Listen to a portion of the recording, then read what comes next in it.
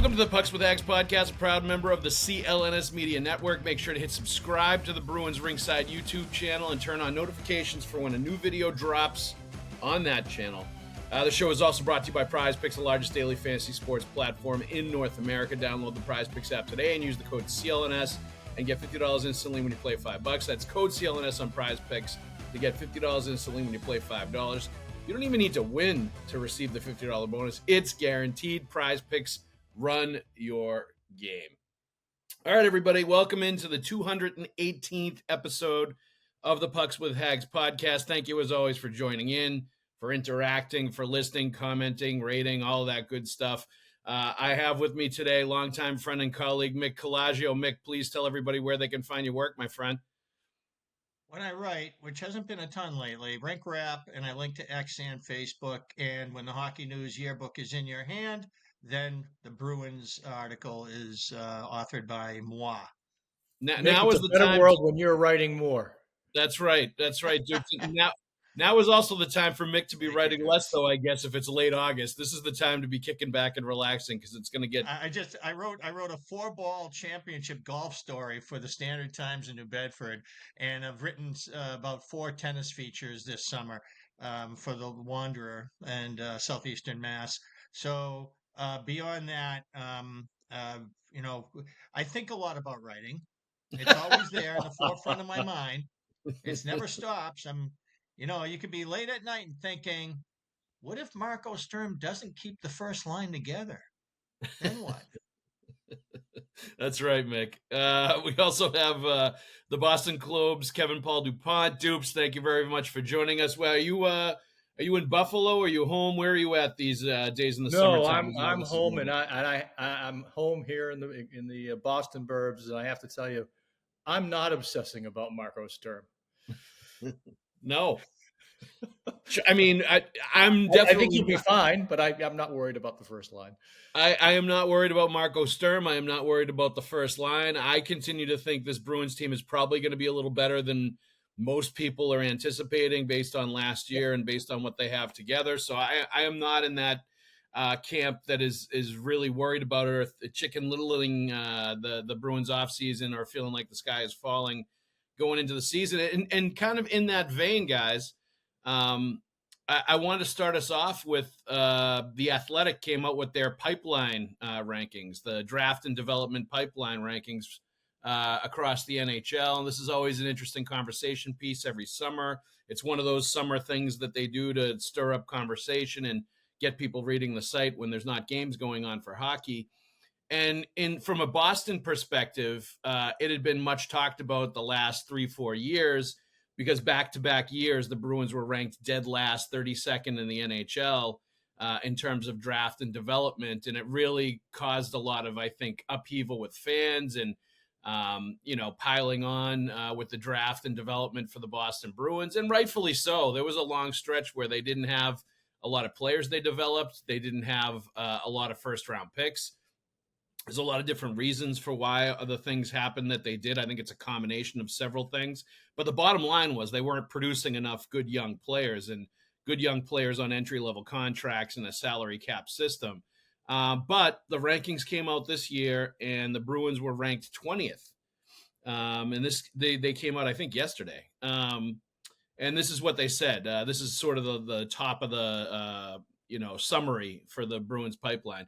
Recently, Boston was back-to-back the 32nd spot in the pipeline rankings. A couple of years later, with some non-late first-round picks developing well, and especially after drafting James Hagens, the system is now respectable.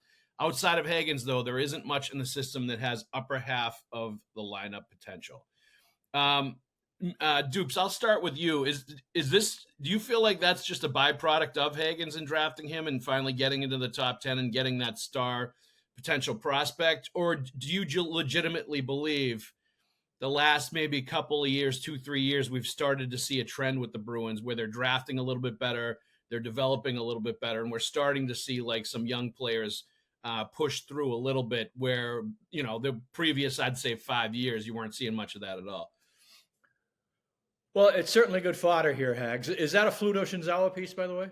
That was Corey Pronman at The Athletic. He's there like prospect guru Systems guy guy. for the NHL. Yeah, so he writes about the prospects and the draft picks like across the league for the Athletic. So this is the rare non Fluto Bruins piece of content. Yeah, no, I just I think we all respect Fluto's work, Yeah. And I respect the Athletics work at large. I think they do an excellent job.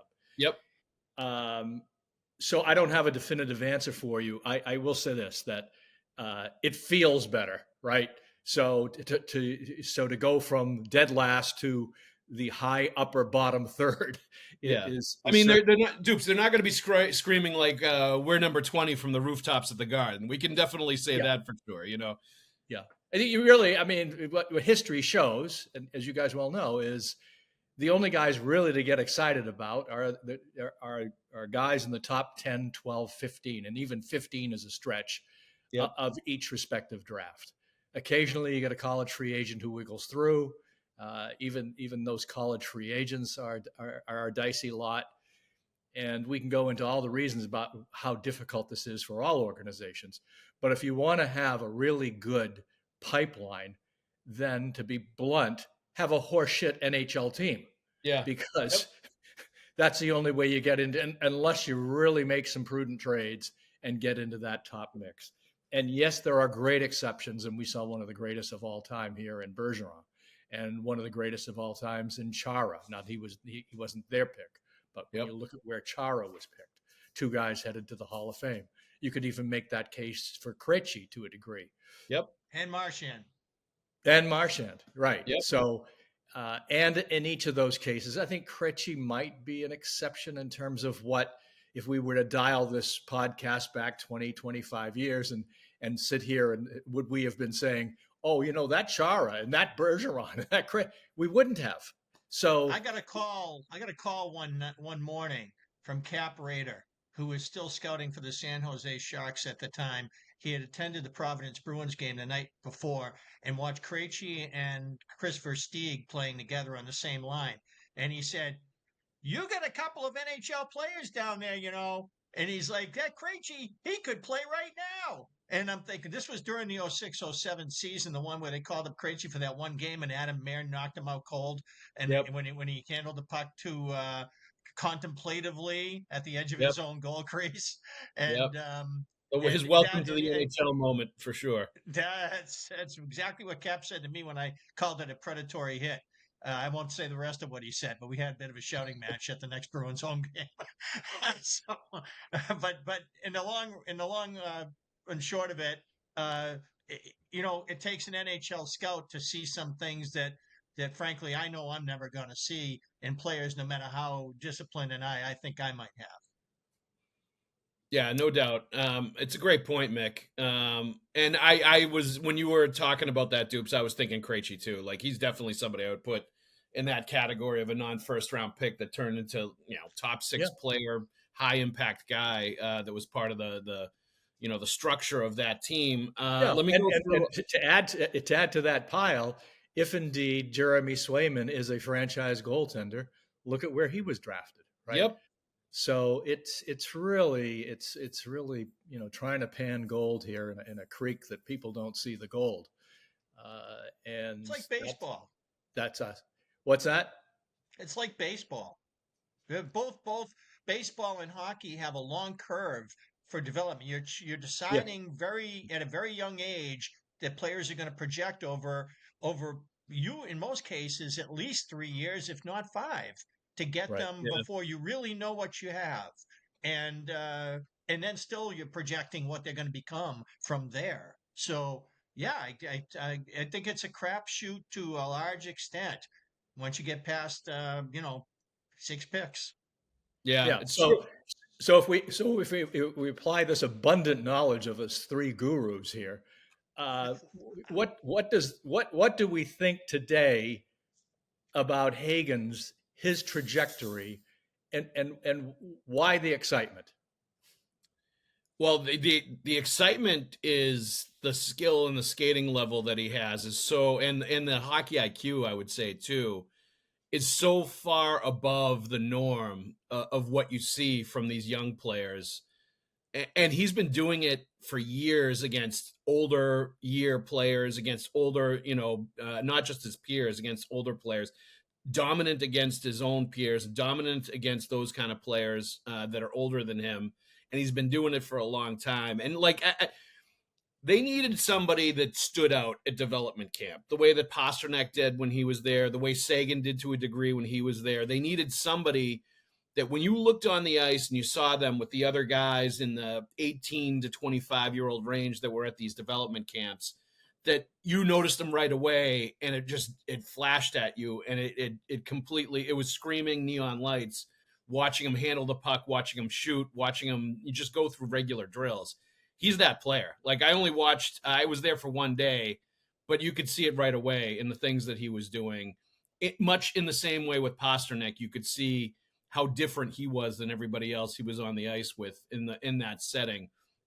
Now, introducing, NHL strength men and size and skill and meanness and all that other stuff is going to be there are going to be tons of hurdles for him to jump over. I don't think there's any doubt about it. And I'm a little concerned that a lot of people compare him most to Jack Hughes, who I'm not the hugest fan of, just because he's smaller and he plays on the outside a lot. And I feel like when things get to playoff level intensity, you don't notice him as much.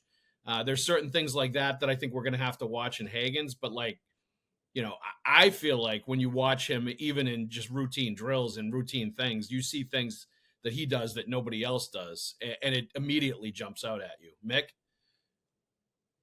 I hope that Hagens won't someday lose 2 races in overtime of a championship game, resulting in an icing for his team, a tired lineup, and an overtime goal by Connor McDavid. But that's what happened at TD Garden to Jack Hughes. When he lost that second race, I just blurted out, Hughes has just lost the second race, and those guys are tired. This could be the game. Well, you're talking about the Four Nations, right? That's right. And Canada won the face-off, and McDavid scored. Well, that was it. One of my big takeaways from that Four Nations, from watching that tournament, was that Jack Hughes looked like a boy among men, playing with those other players. He looked out of place a lot of the time, like he didn't belong there, and he wasn't ready for that yet. Yeah. So I don't know. I think of and people like to hammer at me for this, but I see Hagens and I think of Craig Janney. I remember when Janney joined the Bruins after there it is. Dude, we have the Craig Janney reference from Mick. He's got a streak going of about 10 podcasts in a row where he's mentioned Janney. No, there's actually 2 in between where I purposely laid off.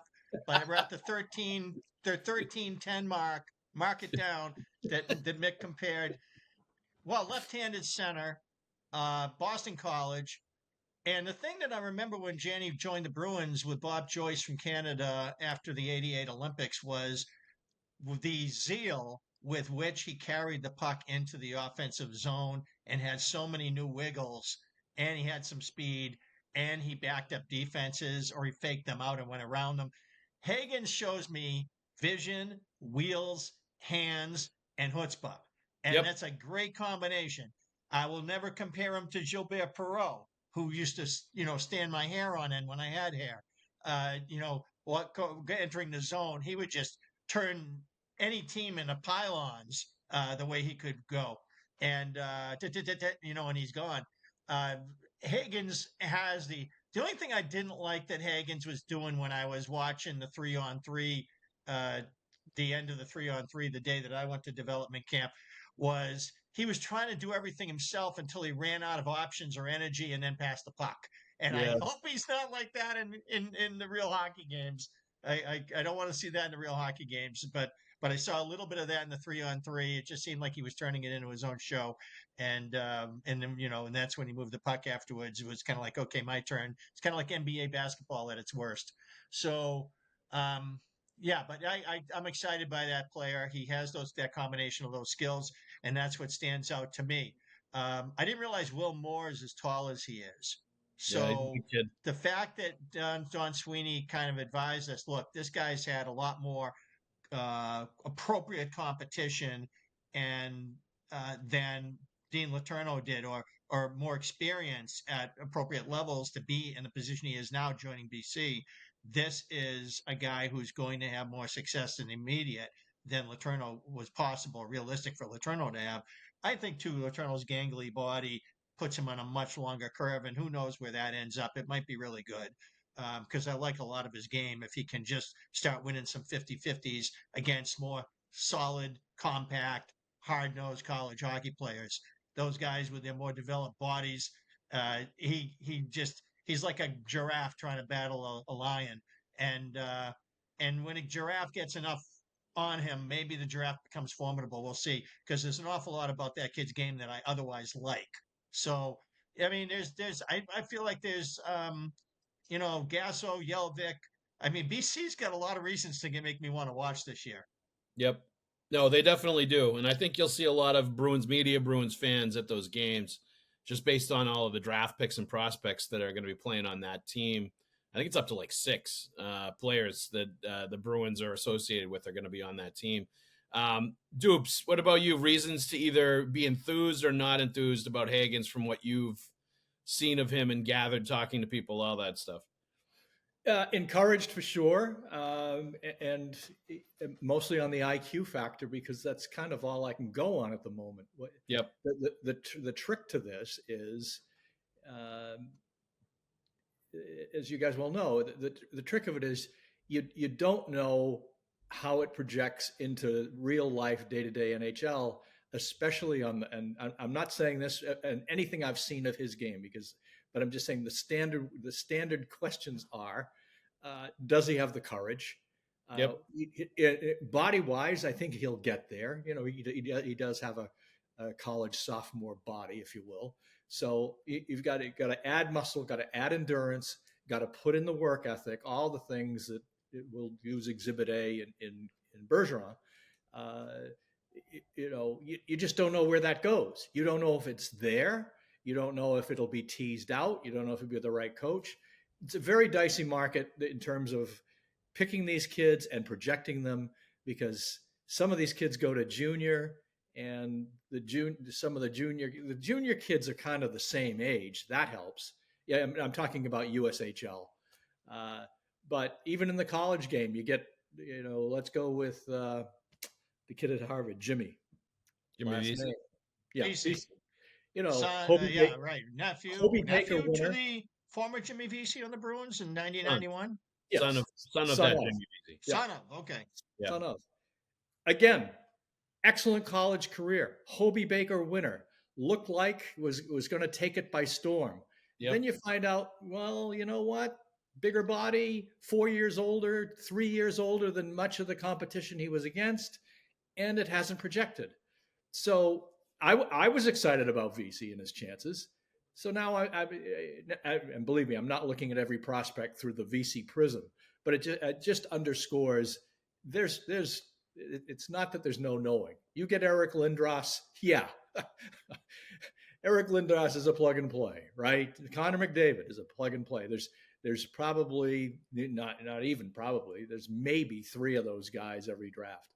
But so much of this comes down to, in the end, endurance, application, commitment, all of those things. And I don't know.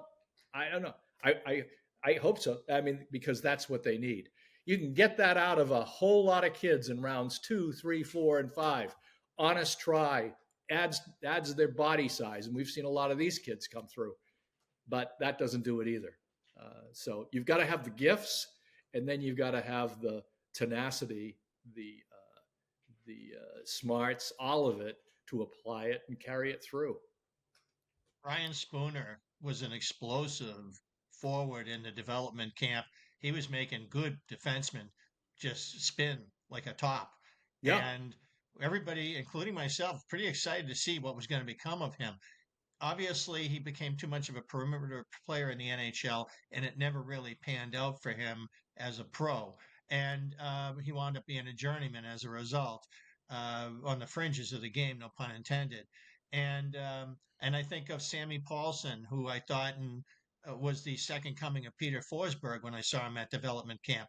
It took him a few years to make the Bruins as a 4th line center. Anaheim picks him up. he winds up winning the Stanley Cup with them in a shutdown role. And he wound up being a very good player in the NHL. But it took a while for him to get there and figure it out and develop into what he was going to be. It's so hard to decide against the competition that they're playing against that this guy's going to be that. How do we really know?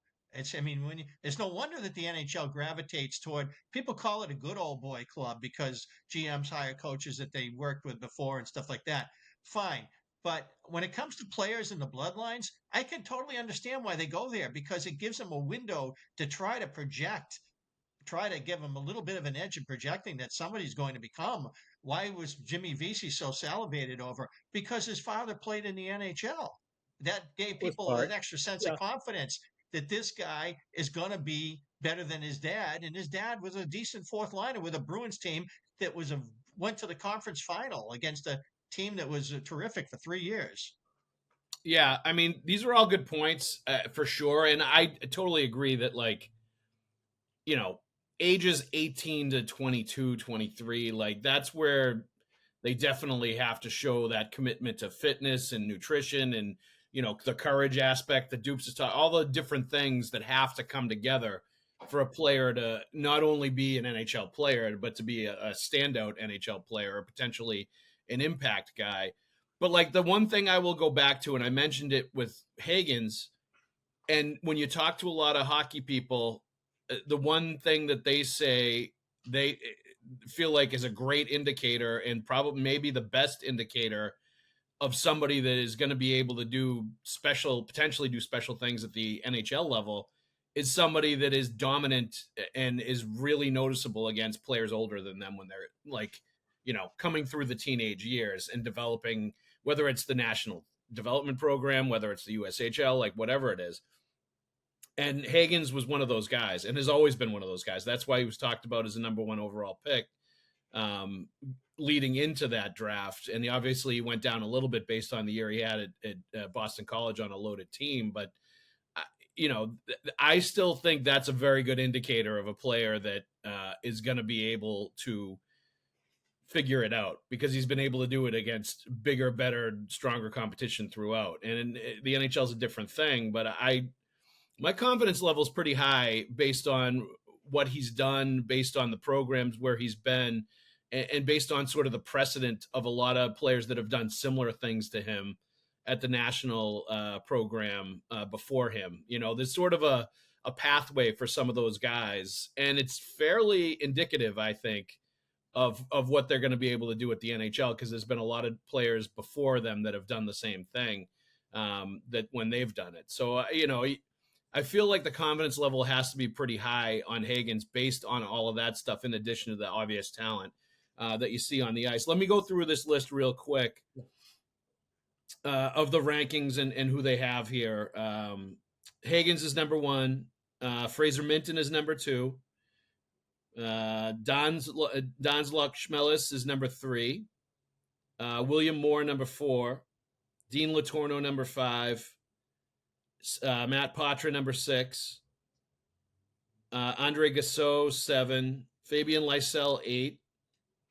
And then they mention, just as sort of honorable mentions, Frederick Brunet, Elliot Grunwald, Jonathan Morello, Christopher Pelosi, Liam Peterson, Kirill Yamalanov, and William Zellers.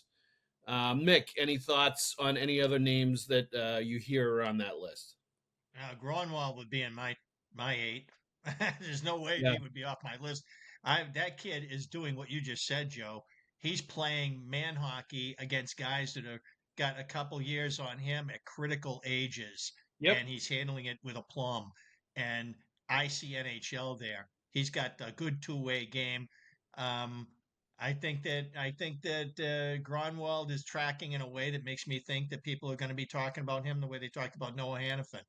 I don't think that it's necessarily going to be grow to that level, but but I see a kid who's really looks to me. I remember meeting Mark Bavaro when he was at Notre Dame up on the North Shore, and he just seemed like a guy who, even though he was really a large person, he seemed so well proportioned and comfortable in his body. He didn't look freakish in any way, and that guy became a tremendous tight end with the New York Giants and winning the Super Bowl. And, Yep. so uh, what's the ceiling is so hard. But I met Gromwald, and he grew up in Springfield, Vermont. And, just talking about growing up in the cold winters and the hockey and the staying out and it just seemed kind of Johnny Boychuckish to me, Yeah. and I just feel like this kid's got it, and I feel like we're going to keep hearing that name. That's the one that stands out to me there. I think there's other guys here that belong in that list that were in the honorable mentions I would have ahead of the guy names that I see in there. And where's the love? No Loke Johansson. Where is he? I didn't even recognize him. And Nope. so there's another guy. I mean, and is Fraser Minton a prospect? He's an NHLer right. I know he's awfully young, but I I think he's an mean, NHLer right now if they want him to be. yeah, but I think it's based on what they've done to this point, and I would still, I guess, put him in that category. I think it's kind of the gray area who was considered and who wasn't.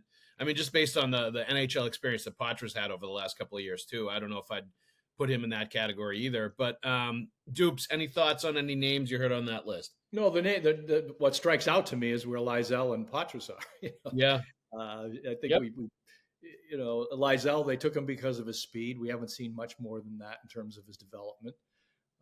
And again, you roll back to what Mick said from the outset: is that 18-year-olds, it's 3 to 5 years before you can start to really form an opinion.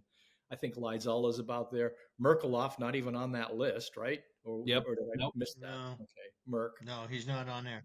Yeah. Nope. No.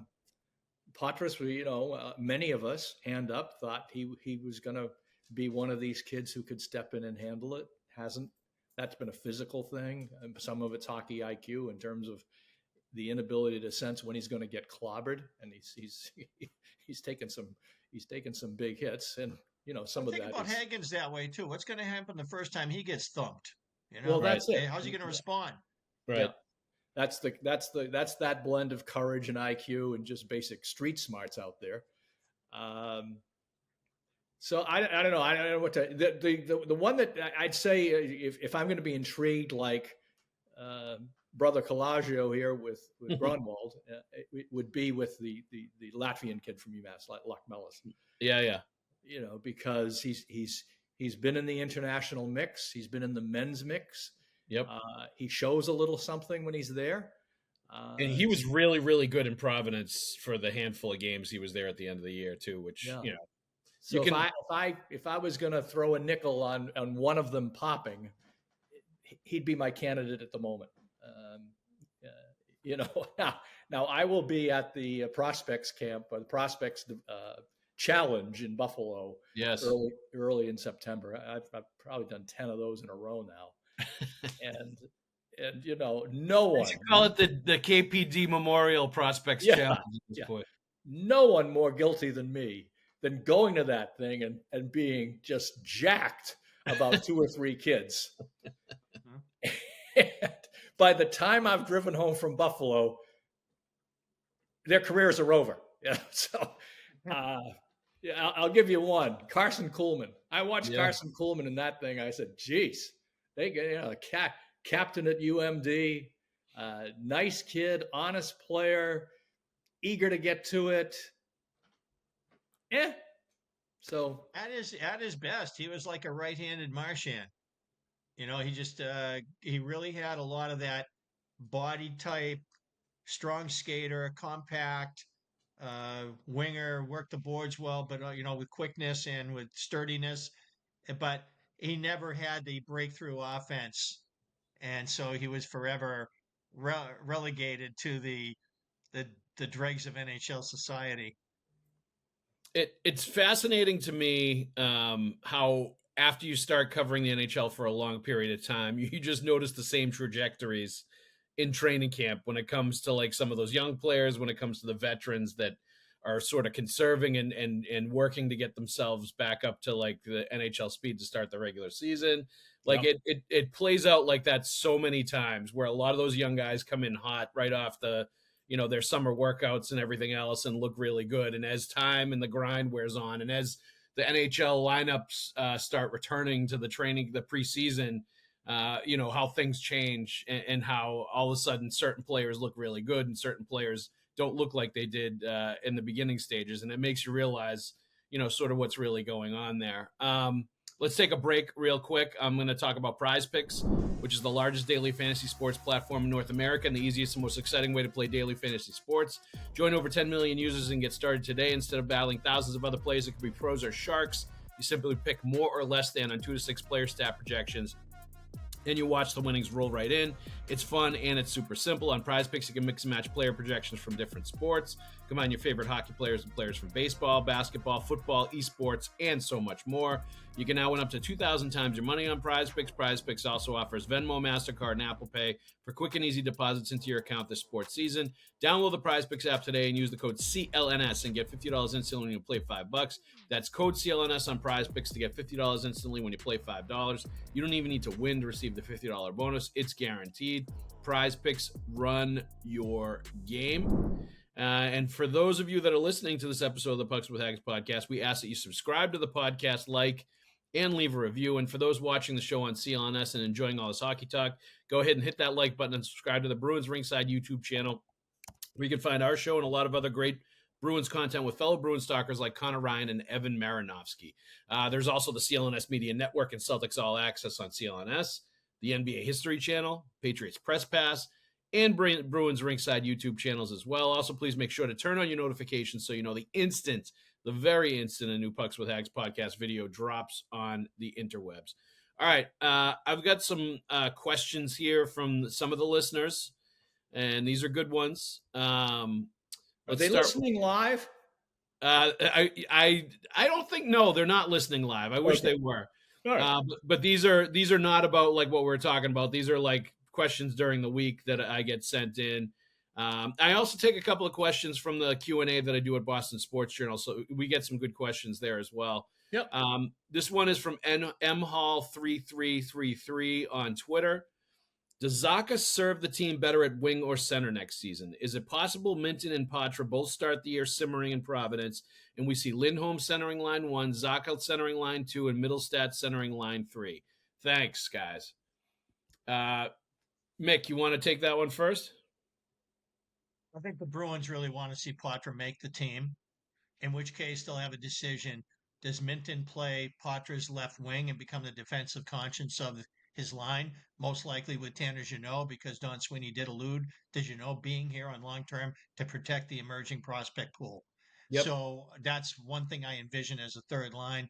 I think that's the one the Bruins want to see. I do think it's possible that the Bruins at the long table will have a debate as to whether or not Minton is better served by being in Providence, where he can develop his offensive game, something that isn't really there, even though his defensive side of the puck right now is NHL quality. He plays like a 30-year-old, and he forechecks like Bergeron. And he's just got so much there that they got to make a decision about what they're doing with those two guys. Patra, does he merit it? Minton, where do they want him? And then I think that, the Zacha question is always there, and it's a fair question because 2 years in a row now, Zacha has started the season as a centerman playing in the top 6, and by the end of both seasons, he had been demoted to the third line to try to get confidence back and or sent back to left wing in the top 6. So Zacha last year, along with Hampus Lindholm before his terrible injury, were the Bruins' 2 best players by far when the season began. And second, third efforts on pucks. Zacha always seems to hit the wall at the 2/3 pull of the season, and they have to sort of reinvent him, back him off a little bit. And that's 2 years in a row that's happened. I'm not sure what they're thinking about him now, whether he has a fit anymore. It really depends, I think, on what they think the second line needs and if he's integral to that. I think he is, because right now you're saying Middlestat, we need effort, we need intensity. It hasn't been there for him. Arvidsson is there to bring that in on a mercenary basis. That guy's a little prick, and the Bruins love him, even though he's on the back nine of his career. So that's definitely, so they love that. They'll put him on the power play too. And but is Marco Sturm going to leave the front line alone? I don't know. And if that could affect everything. So there's a lot of moving parts here, depending on what the new coach thinks. If we didn't have a new coach, there'd be a lot less questions in my head about how this is going to shake out.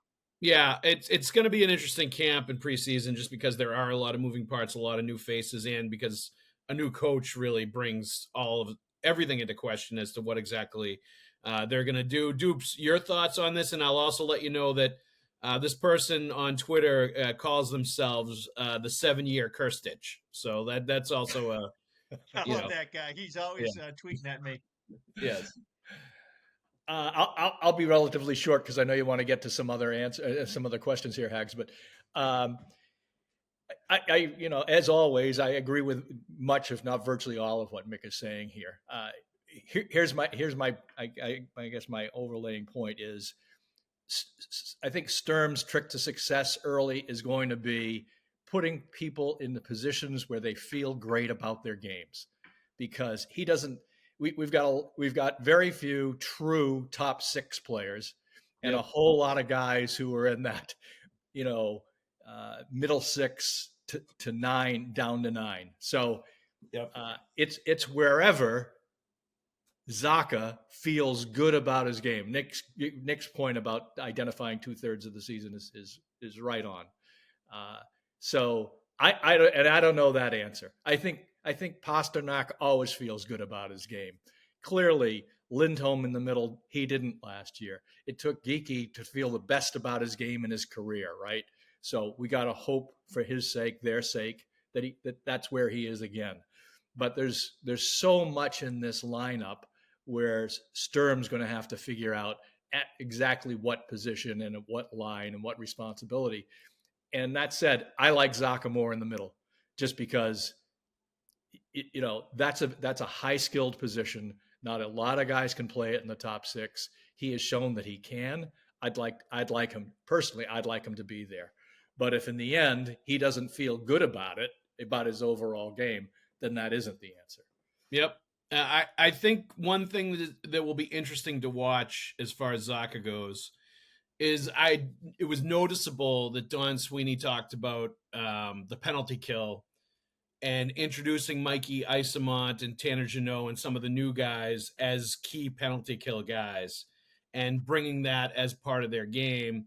And maybe the thinking is in part that too much riding a guy like Zacha too much on the penalty kill is part of what might be wearing him down, in game and also over the course of a long season. And maybe you hand some of that off to some of the other guys that could do the job and not wear down some of the guys that are going to have to play top 6 roles and be counted on for offense, and put their energy in different places rather than constantly killing penalties all the time. And maybe that's some of their thinking as far as conserving him, making sure that doesn't happen again. What's happened the last couple of years with him, it'll be interesting to watch how all of that plays out. And part of it is also because they traded away Brad Marchand and Charlie Coyle, and those are 2 huge penalty kill guys that leave a gigantic void in that category as well. So all of that stuff is going to be really interesting to watch and see how it plays out. I'll add one little thing here if I could. Go ahead. Methodology of the PK. What's the methodology of the PK? Yeah. As our colleague Mick would say, go card hockey, right? Get it in the defensive zone and get rid of it. Yep. Well, how about get it in the defensive zone and hold on to it? Look to make a play. Change your philosophy on how to kill it. Now, again, this goes against the mentality of 32 teams in the league. Yep. Maybe they've got that. Maybe they've got guys who actually can think about taking possession shorthanded and playing with the puck, right? Move it out. Try a conditioning or implement a different style of play on the PK. Maybe that leads to something, right? And this is kind of hand in hand with an argument about how do you play on the power play too. What they haven't shown on the power play is the ability to get it up to a point man and drive pucks to the net, get it on. That's got to change too. So some of this, I think, and again, maybe Sturm will fall right into boilerplate go-kart hockey, to quote Nick again. But I'd like to see a little more patience on the PK. Yeah, and it's going to be an adjustment for the penalty kill as well, because the one guy that did look to create offense on the penalty kill in Brad Marchand is now gone. You know, he's the franchise all-time leader in shorthanded goals. He was definitely somebody that had that mindset about doing damage at the other end of the ice and trying to make something out of nothing on the penalty kill. So they're going to need people to replace that to potentially make the PK dangerous at points. Because I think that's part of an effective penalty kill too, is the other team feeling and knowing Right. that danger is there on the counterattack. There's a danger factor. 100%. And again, it's counterintuitive. Okay, but the idea here is I want to kill seconds off the clock, right? I've got 120 seconds I have to kill. I get it. I fire it down, which essentially is handing it back to the team. Yep. You know, if you hold on to it, if even if you get clogged up in the middle, you get clogged up in the it's more time that the offense is on the ice, so that's wearing on them, and it's burning down the clock. It's again, it's one of those things within the game I find hard to understand. Well, it's hilarious to me being a part of youth hockey now, watching traditional hockey coaches, traditional hockey people lose their goddamn minds because of what the rules are now at the youth level on the penalty kill, where you are not allowed to ice the puck. If you ice the puck, they call icing and they bring the puck right back down. Because of that reason, I think USA Hockey wanted to get youth players and younger players and all the way up to high school. I think it's changing to like U15 now. And they're going to start allowing them to ice the puck on the PK at U15. But at the lower levels now, you cannot ice the puck and you are forced to hang on to it, play with it, make something happen, kill time by with puck possession, whatever.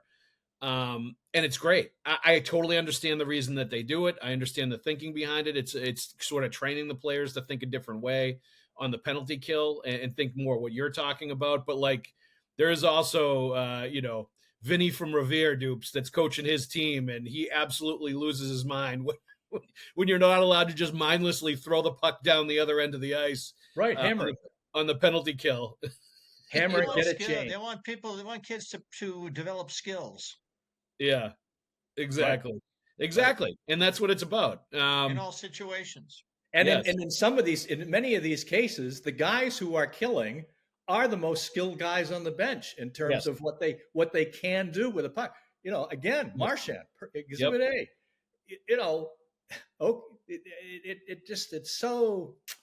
It's so, and again, the game is get rid of it, change the bench, fresh legs. But to me, it's countless missed opportunities. No question. All right, this is from SProv1. This was one of the Boston Sports Journal Q&A questions. Time for any of the Bees prospects to switch it up and try and become a Wes Walz, Sammy Paulson type, Lysell or Kuznetsov, and use that speed potentially. Dupes, any thoughts on that? Transforming any of these prospects into a different kind of player that you could use in a different role? I think they have to figure that out for themselves, or the coaching staff has to figure it out for themselves. It could very well be. This conversation touched a little bit when I had a conversation with Johnny Beecher at that benefit thing, the volunteer thing over at the Garden. And he was saying, listen, I'm loving my life here. I'm in the NHL. I'm on a fourth line. Not that he was necessarily satisfied with that, but he did say, you can be a valuable player on the fourth line. And he's right, especially in a 32-team league. You can find your niche. I'm surprised more guys don't do this. And they can stay in the league for 12, 14 years, make $1 million, $1.5 million a year and get upward of 1,000 games. Just be the best you can be, even if the best you can be is a third or fourth line support guy. You don't make the money, you don't get the headlines. And this is not what Johnny Beecher was saying, but when you listen to it, that's what it translates to. You may have big league skills, big league body, but for whatever reason, it doesn't translate into top six. There's a lot of valuable careers to be made, time to be spent if you dial it in right. And there's places you go with that. You'd be a forecheck guy, you'd be a face-off guy, all of that. Again, it underscores how difficult it is to be all of that. It's tremendously difficult. And I think it's very difficult too for players to sort of retrain themselves on how they think the game and how they approach the game when they've played it a certain way their whole life. And then they're asked to do something when they get, this is why I like players when they're younger playing in all kinds of different roles and doing all kinds of different things.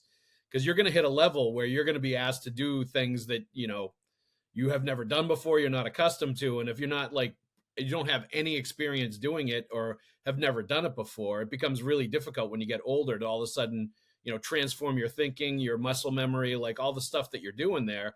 Not to mention being willing to jump in front of 100-mile-an-hour slap shot, and the kind of courage that takes, not knowing what's going to happen to you.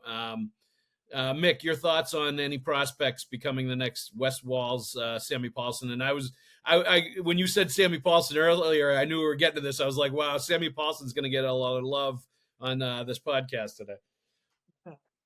Yeah, I don't know. I guess my brain is going to Merck right now. I'm thinking of Merkelhoff. Yeah. Georgi Merkelhoff is a very intelligent, dedicated professional. They love him. The only issue with him is physical.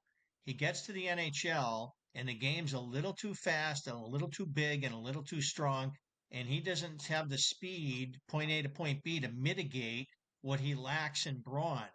And it may be that if he can find 1 or 2 more miles an hour, that he could be the guy who turns into a defensive widget, because he's one of those guys who try like hell. The puck's he's not going to be able to make plays at the speed or with strength that he needs. He gets everything out of himself. He's a terrific pro. People love him. Mark Divert calls him an NHL player.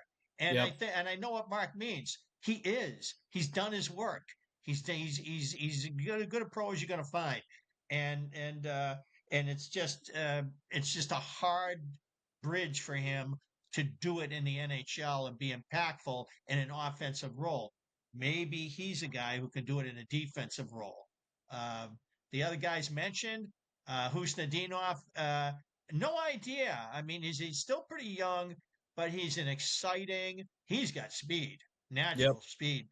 And the question for him is he going to be like that guy who played for Detroit, who was very flashy, but then he wound up playing for 3 other teams, and I don't know if he's in the NHL anymore. I wish I could find the name in my head.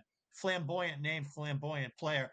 Or is Husnadinov going to be a guy who finds a groove here and that talent translates into something special? I'm not sure. Lysell, he's the elephant in the kitchen because we don't like talking about him because there's nothing good to say.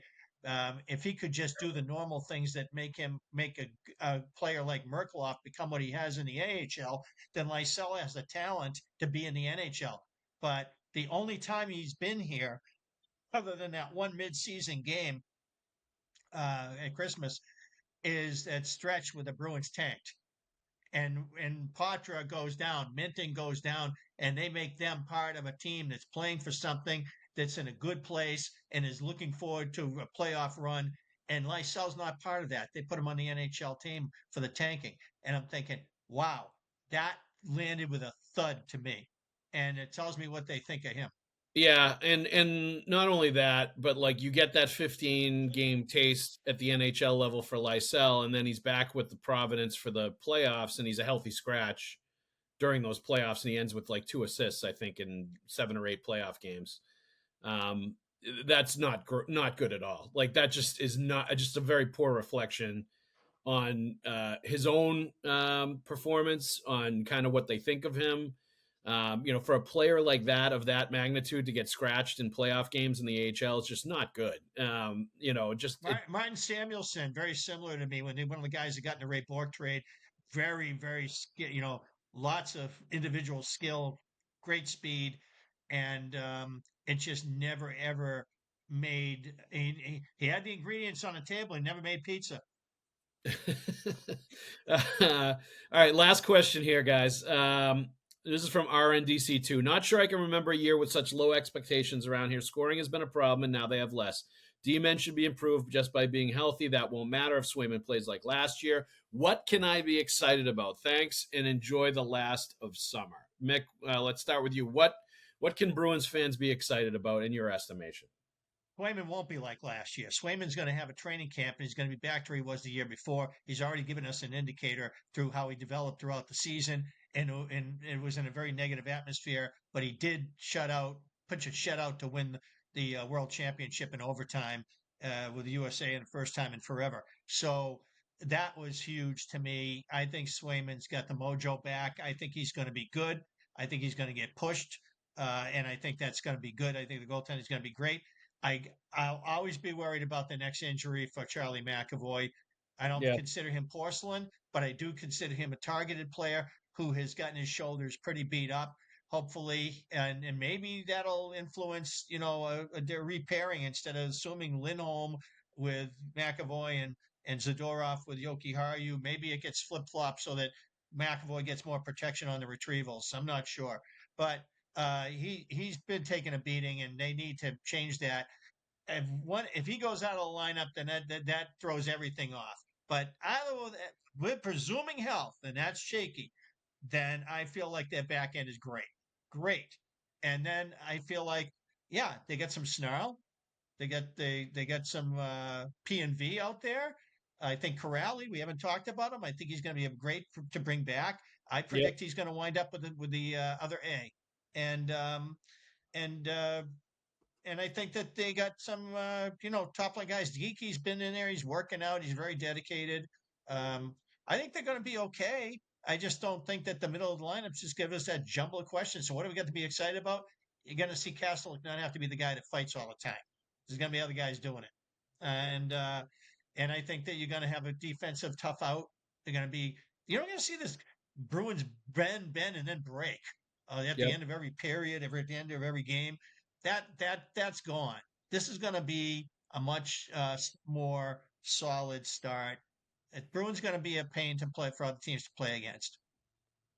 I think. I mean, in a nutshell, Mick, I would say the Bruins, I feel like, are going to be playing meaningful games in March and April with a shot to potentially be a wild card. That's what I foresee this team being. Are they going to make the playoffs? Probably not. Maybe. Would they benefit from the playoffs? Maybe, maybe not. I think this is going to be a gradual 2 to 3 year thing, but I also think they're going to be in the mix late in the year, which is a lot more than Bruins fans felt last year. And I think that's something to be enthused about as they add some of these young players. Dupes, what do you think Bruins fans have to be excited about going into this year? I would say clip this vid and put it on the fridge. They get a wild card spot, no question. Yeah. All right, that's where I am. Yep. Both of you neglected to mention that they have one of the premier goal scorers in the world. Yep. And David Pastrnak doesn't make the team, but again, if you look at individual talents here, they've got a handful of players that every team in the league would love to have. Yep. Okay. So Pastrnak being right there, McAvoy, Mick's points all valid. McAvoy's got his shortcomings, history, the rest of it. Lindholm is a better player than I think a lot of people think. I've got fingers crossed there for that knee because we've seen those go very bad places. So defense, the forwards, the goaltending, I think Swayman is a franchise goalie. So if you look at those 4 or 5 parts, there's a whole lot of teams that aren't going to make the playoffs that don't have those 4 or 5 parts. So I do think they're in there. I think it's going to be a more interesting winter than it has been, and that a lot of people anticipate, just because they've got Sturm, who's a rookie coach in the league in terms of wanting to prove himself. He is a bright guy. I think there's like an IQ in this lineup and an ability in this lineup that we're going to find intriguing. I don't think we're going to go 0 for December on the power play. Watch them go 0 for December on the power play, 0 for January. They'll figure something out there. And he doesn't come in, Sturm doesn't come in with the presupposition that Charlie is the point man. I think they'll experiment there. I think they'll experiment in method. So there's a lot to play with here. And in some ways, the low expectations gives them the ability to play with it, right? Yep. So, and I obviously I don't see them as a cup contender, but I do see them in the top 8. I do. I think if you look at their overall talent against 32 teams, they're somewhere in a league landscape. They're somewhere in the 14 to 21 mix, I think, on overall talent. Now they play in the conference. They got to qualify within the conference. I think they've got enough talent to do that. Yeah, and they have the talent in the right areas, to your point. Like, if you're going to have a talented defense and a really good goalie, you're going to be competitive, and you're going to be in the mix. I don't think there's any doubt about that. The scoring is the one thing. Like, if you have that top drawer scorer in Pastrnak and you're trying to piece it together with the rest of your players, that you can get by and be a playoff team with that kind of a situation. There are plenty of teams that get into the playoffs in that same sort of category, but you have to have the defense and the goaltending, and I think they're going to have that as long as they stay healthy. So that's, it's an under promise and over deliver type situation for the Bruins going into this year, which is ideal, which is a really good place to be for them, because they're going to surprise people. And I think people are going to be pleasantly surprised by this team, especially when they've clipped Dupes' playoff guarantee on the refrigerator. They're going to be really excited about that. Yeah. There is it right there. It's going right there. Dupes, Mick, thank you very much for joining us. Thanks for listening to the Pucks with Haggs podcast, a proud member of the CLNS Media Network. Make sure to hit subscribe to the Bruins Rinkside YouTube channel and turn on notifications for when a new video drops on the channel. The show is also brought to you by PrizePicks, the largest daily fantasy sports platform in North America. Download the PrizePicks app today and use the code CLNS and get $50 instantly when you play $5. That's code CLNS on PrizePicks to get $50 instantly when you play $5. You don't even need to win to receive the $50 bonus. It's guaranteed. PrizePicks, run your game. Dupes, Mick, thank you very much for joining us. There it is. Dupes is over by the fridge. He's got the spot all ready to go. It's going to stick itself right there. Everybody else out there, thank you for listening, and get your spot ready on the fridge. We'll see you at the rink.